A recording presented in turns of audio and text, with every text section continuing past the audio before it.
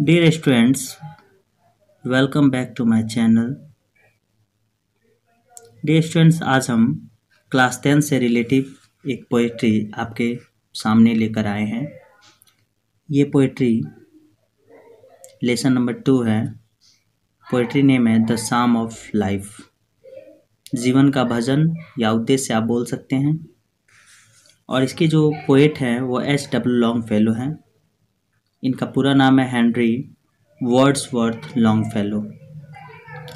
इनका जन्म 1807 को हुआ था और मृत्यु 1882 में। तो चलिए आइए देखते हैं इस पोयम को मैं पढ़ाने वाला हूँ। जैसे कि आप यहाँ देख रहे होंगे, life is real, life is earnest and the grave is not its goal.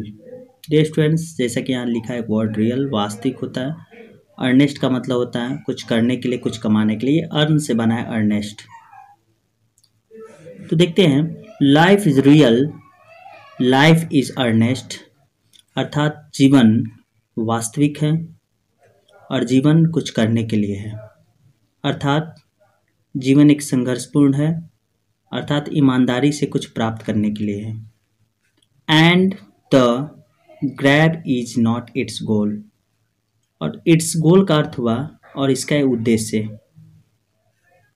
Not and the grave it not its goal, इसका मतलब हुआ और जीवन का उद्देश्य जो होता है, जो अंतिम उद्देश्य है जीवन का, मात्र एक कब्र में जाने से नहीं है।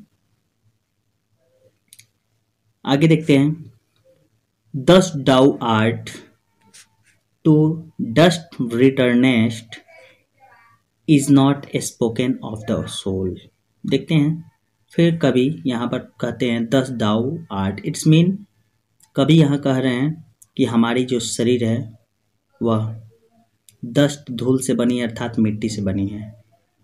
टू डस्ट रिटर्नेस्ट, और इसका अर्थ हुआ और मरने के पश्चात इसे मिट्टी में ही क्या हो जाना है, मिल जाना चाहिए, मिल जाना है।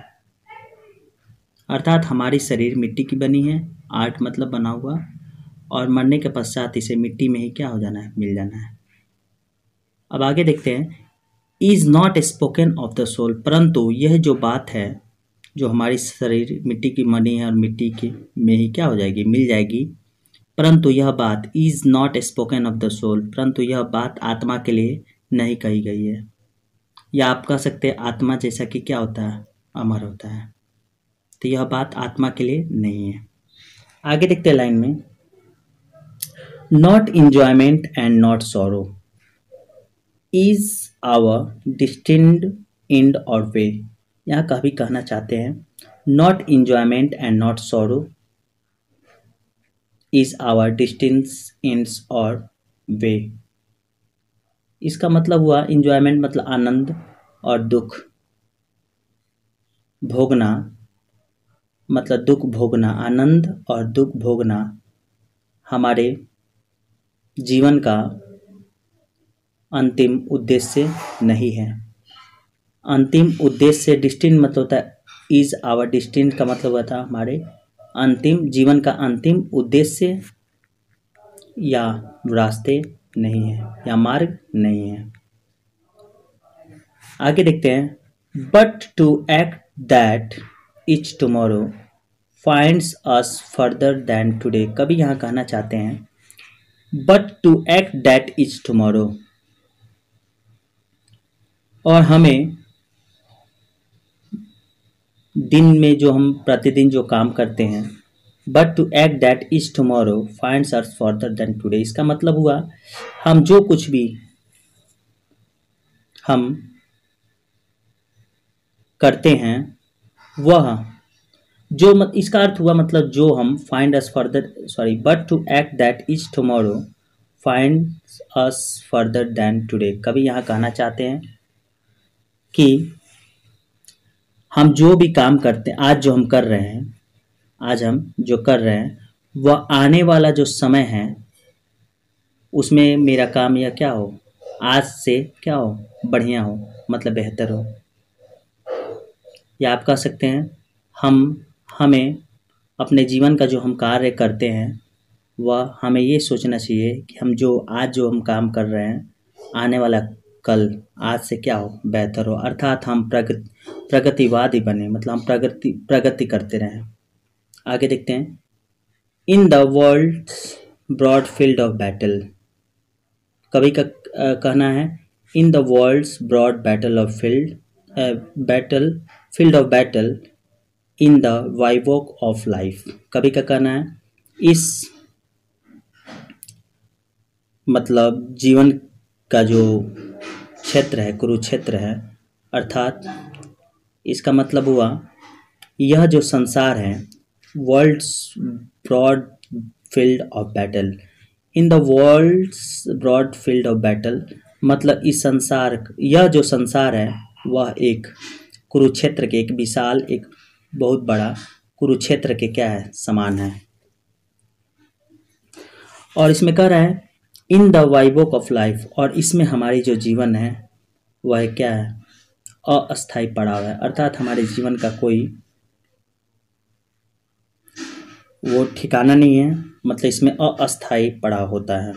अर्थात कवि कहते हैं कि यह जो संसार है कुरुक्षेत्र के समान है, एक बहुत ही चौड़े या बहुत ही विस्तार कुरुक्षेत्र के समान है, और इसमें हमारे जीवन एक अस्थायी पड़ाव है।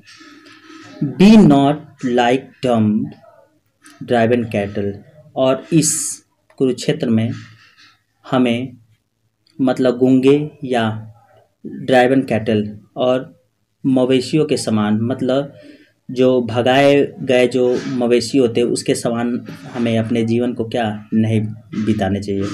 अर्थात हमें कह रहा है, एक बार और देखेंगे, बी नॉट लाइक डम, और इस मतलब कुरुक्षेत्र में हमें गूंगा या भेड़ बकरियों का समान जीवन को व्यतीत नहीं करना चाहिए, मवेशियों के समान।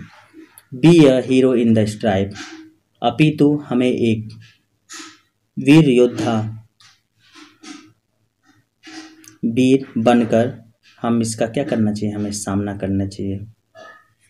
आगे देखते हैं, आप देख रहे होंगे यहाँ let us then be up and doing, यहाँ कवि कहना चाहते हैं तो चलो अब हम क्या होता है, तैयार होकर, मतलब चलो अब काम करने के लिए हम क्या हो जाते हैं, खड़े हो जाते हैं।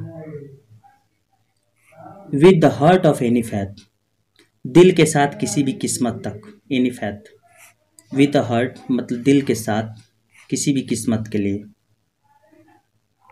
Still achieving, still pursuing, learn to labour and to wait, कभी कह रहे हैं अब हमें हासिल करना चाहिए कुछ, लगातार हमें कुछ हासिल करना चाहिए, मतलब हमें लगातार कुछ हासिल करना है, स्टिल परसुइंग, और लगातार उसका पीछा करना है, लर्न टू लेबर और मेहनत करना है, एंड टू वेट और हमें क्या करना है, इंतज़ार करना है। या आप कह सकते हैं संक्षिप्त में, कभी यहाँ कहना मतलब चाहते हैं कि हमें अपने उद्देश्यों के लिए निरंतर क्या करना चाहिए, मेहनत करना चाहिए, अपने मतलब परिणाम की इच्छा किए बिना।